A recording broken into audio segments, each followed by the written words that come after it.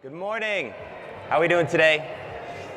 So we got some folks sitting back in coach. Still got some first class seats available up front if anyone wants to move up. So I'm Nick Fisher. I'm the VP of Marketing at Zafran Security. I'm going to talk to you about our talk today. Security tools are the new attack surface. But I'm going to kick off this morning with a bit of a story. This is a story that our founders at Zafran were very close to. It was a bit of the inspiration for starting the company. So in the peak of COVID in 2020, there was a major hospital in Israel that was hit by a cyber attack. The attackers exploited a vulnerability, moved laterally within the organization for about 3 months before deploying some ransomware that completely crippled the systems of the hospital. Patient histories, blood types, scan results, everything was locked away. Lives were at risk. Amid the chaos, the doctors were scrambling. One doctor looked to the other and said, "We don't even know their blood types." So they had to go and resort to a lot of pen and paper to figure things out, even if they had those records on site. Now here's the shocking part. This hospital already had the tools to protect against this, yet the attack still succeeded. This is the inspiration for starting Zafran. So smash cut, 3 years later, where are we today? You might have seen around the RSA timeframe, a couple reports came out. This was from Mandiant, the M-Trends report. It showed that vulnerabilities are now the primary initial access vector for breaches. So this showed that about a third of vulnerabilities, a third of breaches start from exploits. That's more than phishing and stolen credentials combined. The Verizon DBIR report, which as many of us are familiar with, also showed the exact same trend, right? Vulnerability exploitation surpassing phishing for the first time.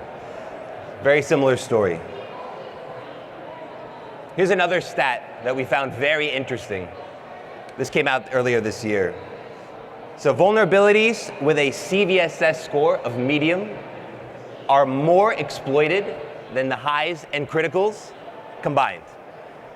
Especially important for anyone who is tracking SLAs against criticals, patch all the criticals. A lot of the customers we talk to are starting there. This is sort of an eye-opener for them. Okay, so you're combining vulnerability exploitation as the new breach vector with how are these getting popped? It's through the CVSS mediums largely. But it's not just about the impact. Why is this happening? We know that defenders are being slowed down, but attackers are also speeding up at the same time. On average, it takes about 40 days to patch, but 5 days to exploit a vulnerability. Another data point from this year, right? This was from the Verizon DBIR as well. Let's talk about AI a bit. This is actually one of the interesting use cases of AI is ChatGPT is being heavily weaponized to find 0 days as well as exploit one-day vulnerabilities. ChatGPT-4 was exploiting 87% of one-day vulnerabilities from a report earlier this year. So time to exploit is now going from days to being measured in hours. Something is fundamentally broken in the system right now. But we've all invested in a variety of tools, right?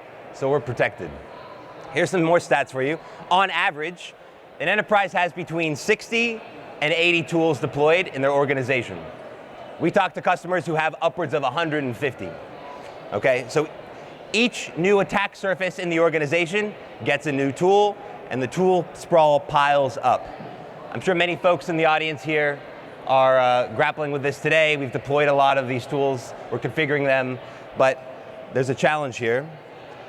The tools themselves have actually now become part of that attack surface. Most tools are actually not configured to mitigate the risk of vulnerability exploitation, and their presence on the asset can give a false sense of security. And beyond that, the vulnerabilities in the tools themselves have become a target, largely within edge devices. I think we've all seen the stories from the past year on that, right? So this is a major trend. Okay, so we believe it is time for a new operating model. I'm going to talk a bit about what that looks like for some of the customers we speak to today. But I will say we actually did release a report this year called the State of Threat Exposure Management, and it is very clear that you are not alone if you are looking for a new solution. 95% of organizations are looking for a new way to do vulnerability and exposure management because they recognize that things are not working. So let's talk about a few buzzwords. It wouldn't be a presentation without at least one acronym and buzzwords, right? Before I talk about CTEM, does anyone remember, like show of hands, back in 2018 when Zero Trust was like becoming a big buzzword and everyone was talking about it? Like everyone remember, I see some nodding heads. So like CTEM is sort of approaching that status from what I see in the market today. But I'll talk a bit about what it is and provide a little bit of clarity on how our customers are thinking about CTEM and exposure management. Effectively, it is the evolution of traditional vulnerability management. It is not a tool. You don't buy a CTEM. It is a program like Zero Trust that involves people, process, and technology. But let's break it down. What exactly is CTEM trying to answer? And it's a series of questions that we hear from our customers, right? And you can see that it is sort of taking a bunch of different existing spaces and trying to bring it together to holistically answer the questions of, well, one, what do I have in my inventory today from an asset management standpoint? Two, of those, what is vulnerable to me? So some vulnerability assessment. Very importantly, and we'll talk about this more today, risk contextualization and prioritization. Are these vulnerabilities actually exploitable in my environment based on how I've deployed and configured my systems and the existing context that I experience these vulnerabilities in? Right? It's not the CVSS mediums that I'm necessarily focusing on today. How do I know what is the true risk for me in my organization? Then how do I take action against it? Action can come in a couple different forms. One is mitigations, right? How do I effectively defuse these vulnerabilities, maybe ahead of patch cycles? But then eventually I'm going to want to patch a lot of these things that I determined to be a high risk. So how do I effectively do that? How do I communicate it in a more automated way as opposed to all the manual work that I'm probably experiencing right now? And then many people are trying to then say, well, how do I actually then validate that this is truly an exposure, that I am safe, beyond just sort of the theoretical simulations that I'm experiencing? These are the components of sort of a modern CTEM program. And really we are seeing more and more organizations have explicit initiatives against CTEM. So I'm going to talk about sort of the role that a tool like Zafran can play in something like this, and I'll share some insights on how actually Gen AI is being effectively deployed in these modern stacks. But it all starts with the data and connecting the dots, right? Because we have tool sprawl, 60 to 80 tools, we have an expanding attack surface. So what this all starts with is what we call an exposure graph. This is effectively mapping all of your attack surfaces. What do I have today in my inventory? Connecting that to exposures such as vulnerabilities, then understanding how those vulnerabilities are likely to be exploited. What is the attack vector that is used? What are the attacker techniques and the TTPs that are associated with that?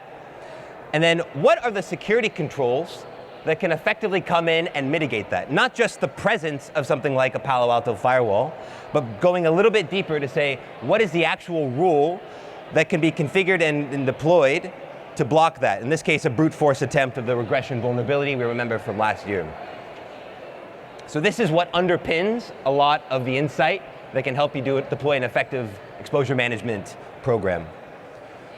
And really, you remember from a couple slides back, trying to answer the question, what is a risk to my environment? Going beyond the industry standard CVSS or EPSS scores to look at my specific context and how I have deployed my tools and what is actually effective in my environment. So these are the questions we're trying to answer using context across your on-prem and cloud environments for a hybrid cloud. Starting with a vuln score, CVSS, EPSS, layering on what is actually loaded in memory in runtime, understanding what is truly exposed to the internet, what is accessible through the internet, and then what are threat actors trying to exploit today, understanding threat intelligence and threat campaigns in the wild right now. You could build a whole company off this context right now to get a base risk, and this could be assessed as critical as an example. Going beyond that though, then to say, well, what are the strengths that I am getting already? I've purchased dozens of tools, I've spent hours and millions of dollars deploying them and configuring them. What benefit am I getting from a risk of vulnerability mitigation from that today? So integrating with your network controls, your EDRs, your cloud controls to say, oh, I've already effectively been mitigating the risk of this specific vulnerability. So that brings it down to what we call the applicable risk. Could be going from a critical to now a medium.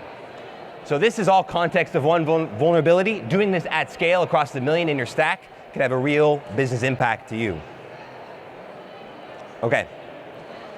But it turns out, beyond just prioritization, Gen AI can have is really effective at recommending actions you can take.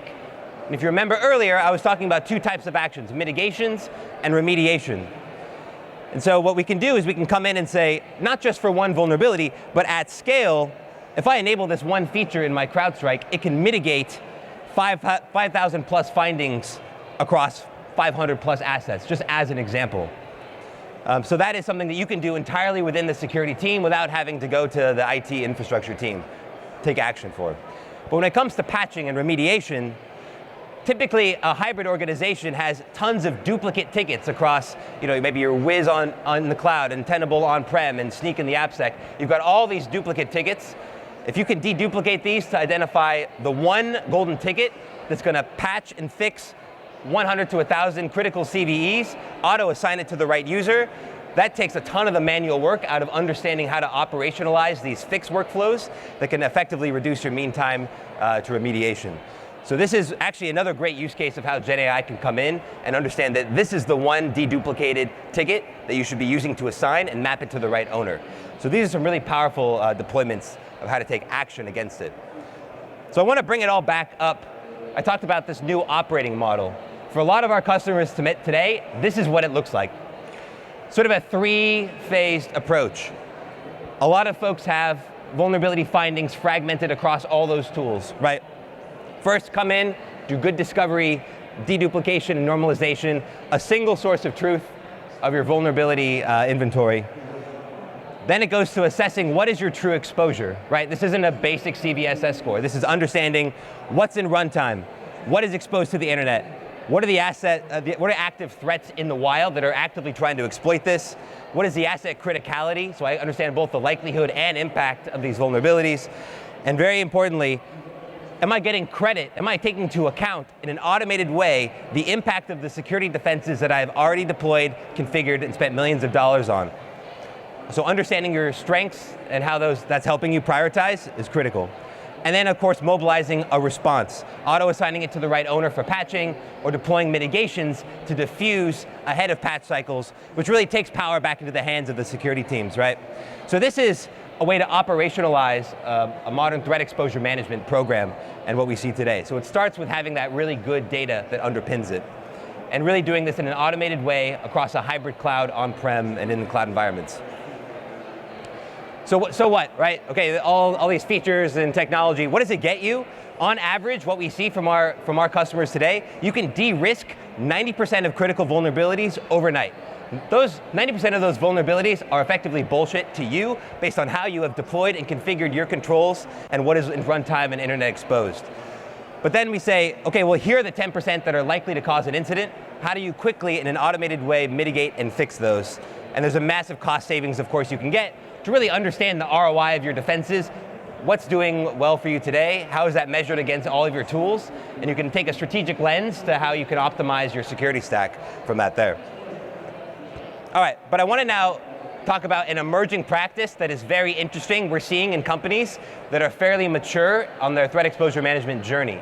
Because it kind of starts with sort of basic prioritization, and I'll talk about a maturity model in a couple slides, but this is an emerging practice for people who are getting further down that maturity curve. We call it proactive exposure hunting. Because attackers are moving very fast, as we saw earlier, there's a need to get a lot more proactive with these exposures. I'm going to share 3 case studies from our customer base. Right? The first one is from a large hospital system. They were reading a lot about Salt Typhoon. Right? You guys know this Chinese threat actor, they're very active these days, and they wanted to understand the basic question, am I exposed to Salt Typhoon? So because we map the vulnerabilities that these threat actors are known to exploit, and we understand where you're exposed in your organization, it's a simple click to understand your exposure, build an exposure tracker and say, I want to reduce and eliminate my exposure to this threat actor, draw that down, in this case over 2 days, and track it and report out to your boss, makes them look very good. They read this on our weekly exploitation report. By the way, you can pop to our website, sign up for this. It's free, comes out every week. It's very actionable for a lot of our customers. All right, the next case study is around a vulnerability. So we talked about a threat actor before. Now this is around what we call like a celebrity vulnerability that's in the news. You know your boss is going to ask you about this. Smart Screen is in the news, right? So how do I come in and effectively understand my exposure and take an action to this? So being able to, in one click, say, yes, I'm exposed in these assets, and then say, oh, but I actually have a mitigation available, in this case, in my Palo Alto firewall. If I enable this rule, this IP block mitigation, I can effectively diffuse my exposure to this vulnerability overnight without waiting for patch cycles. So this is actually a role within the SecOps org that someone's going in and assessing their exposure to these things. And the final one is around sort of control gaps, right? We talked about all these controls. How do you know if they're configured correctly? Last year we discovered a vulnerability we call breaking WAF. It's sort of a WAF bypass exposure. You can come in and say, am I exposed to this at scale? And then find the domains and fix those within a couple days. So these are the types of exposures, whether it's internet-facing assets or vulnerabilities or threat actors, that you can do in a more proactive way beyond just sort of the programmatic bulk remediation of vulnerabilities that I was talking about before. So this is an emerging practice we're seeing more mature organizations do. All right, this is the money slide right here. I got a few minutes left. I want to talk through this. We speak to hundreds of security leaders, vuln management professionals, and this is sort of the 4-stage maturity model that they tend to fall into, right? So when we talk to people, we're asking them, where are you today, and where are you trying to get to? And it often falls into one of these 4 stages or somewhere in between. And it breaks down into a couple capabilities. How am I doing prioritization? Am I doing this exposure hunting right now? And how am I doing my communication and workflows around fixing vulnerabilities? Stage 1 is more of your scanning focus, right? They're not really doing much prioritization beyond basic CVSS. No exposure hunting right now, and it's a lot of manual work, spreadsheet hell, lots of emails to communicate these things to the right teams. Some of you, I can tell, are nodding along and resonating with this. Tons of manual work. Stage 2 is what we call basic prioritization. Yes, you're incorporating some threat intel into your prioritization technology and your techniques. Still mostly manual. Doing some maybe basic hunting around critical vulnerability campaigns.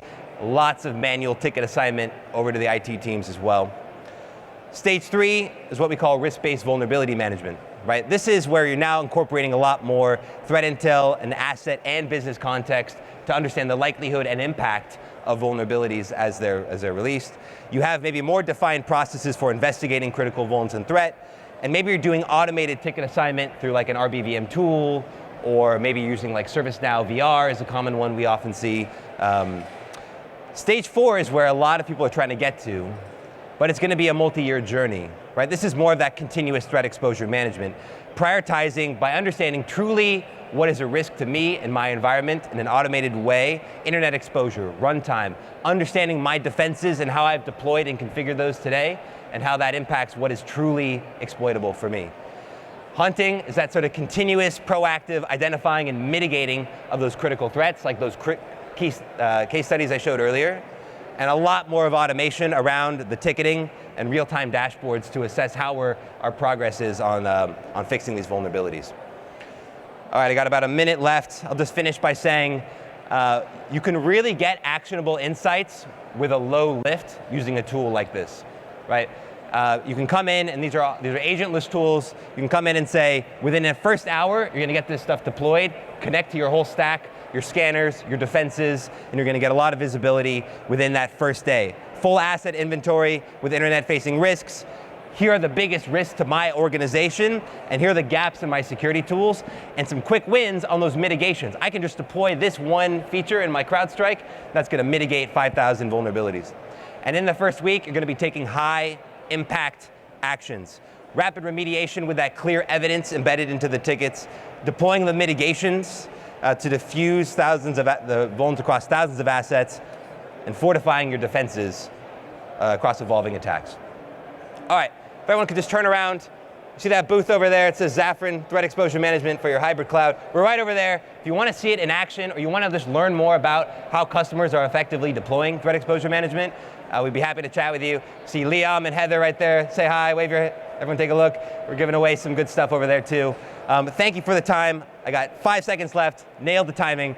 Come say hi to us. See you guys.